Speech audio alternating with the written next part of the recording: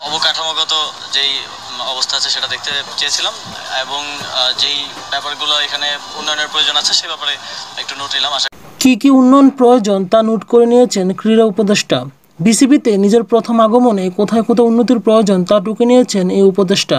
BCB কার্যালয় ও শেরেবাংলা জাতীয় cricket stadium Mirpur পরিদর্শন শেষে উপদেষ্টা নিজেই একথা জানান।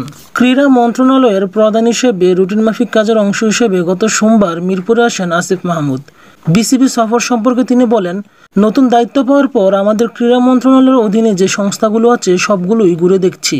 আজকে বিকেএসপিতে যাওয়ার কথা ছিল, যেতে পারেনি। বিসিবিতে আসা হয়েছে। মূলত বিসিবির অবকাঠামোগত দিকগুলো দেখার উদ্দেশ্যেই এসেছিলেন তিনি। কী কী উন্নতির প্রয়োজন তা নোট করে নিয়েছেন বলেও জানান আসিফ মাহমুদ। এই উপদেষ্টা বলেন, অবকাঠামোগত যে অবস্থা আছে সেটি দেখতে চেয়েছিলাম। সব জায়গায় ঘুরে ঘুরে দেখলাম।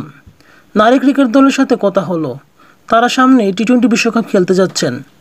যেসব ব্যাপারে উন্নয়নের প্রয়োজন আছে সেসব ব্যাপারে নোট নিলাম। আশা করি সামনে এগুলো ঠিক করে দিতে পারবো।